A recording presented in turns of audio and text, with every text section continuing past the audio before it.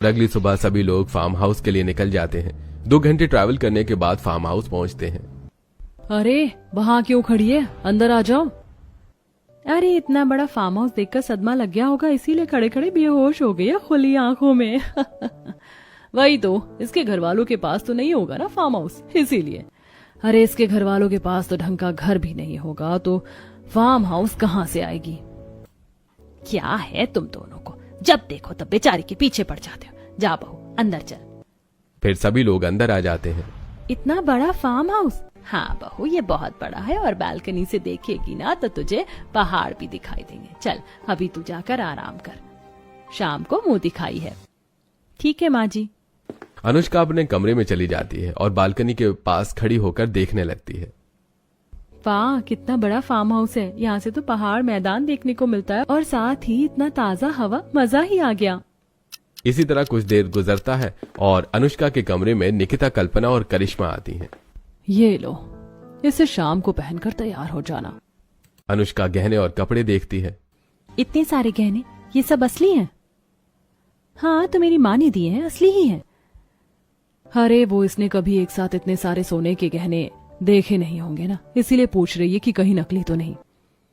अब कौन इसे समझाए, इसकी तरह नकली चीज हम नहीं पहनते, हमारे पास बहुत पैसा और ये सारे गहने असली हैं, असली। वैसे भाभी आपकी किस्मत तो बड़ी अच्छी है, कहाँ झोपड़ी से उठकर आप महल आ पहुंची, क्योंकि हमारा ये फार्म हाउस किसी महल से कम थोड़ी ना है। तभी कमरे में सुमित्रा आती है। तुम लोग इसे कपड़े देने आए हो या कपड़े बनाने? कपड़े देने में इतना वक्त लग गया है क्या? जल्दी चलो, नीचे बहुत सारा काम है। और हाँ बहू, तुम समय से तैयार हो जाना, 400-500 लोग आने वाले हैं मुंह दिखाई में, इसलिए कोई गड़बड़ ना हो, इस बात का ध्यान रखना। इतना कहकर सुमित्रा सभी को लेकर वहाँ से चली जाती है।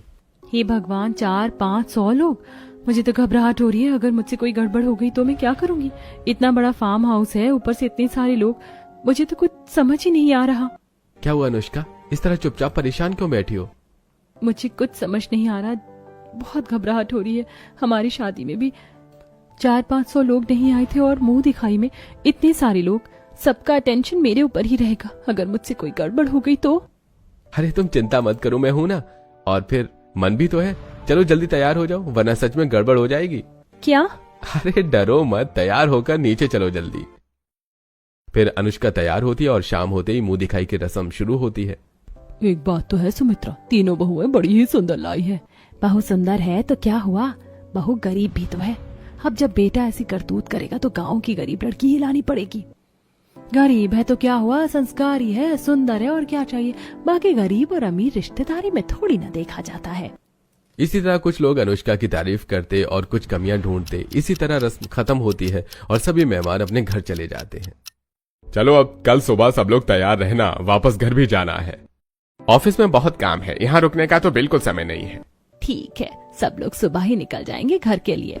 इसके बाद सभी लोग अपने अपने कमरे में जाकर सो जाते हैं और अगली सुबह होते ही वापस घर जाने के लिए निकल पड़ते हैं। चल बहू, आज तेरी पहली रसोई है, अब तू कुछ खाने को बना ले। ठीक है माँ जी। अनुष्का किचन में जाती है और कुछ ही देर में स्वादिष्ट स्वादिष्ट पकवान बनाकर सभी को खिलाती है। बहू तेरे हाथों में तो जादू है, बहुत ही टेस्टी खाना बनाया है तूने। हाँ, खाना सच में बहुत स्वादिष्ट है। हाँ, खाना सच में बहुत अच्छा है। चुपचाप खाना खा, और वैसे मुझे तो इसमें नमक कम लग रहा है। कहाँ नमक में, मुझे तो बिल्कुल सही लग रहा है। तभी सुमित्रा 2 सोने के कंगन लाकर अनुष्का को पहना देती है। ये क्या है माँ जी?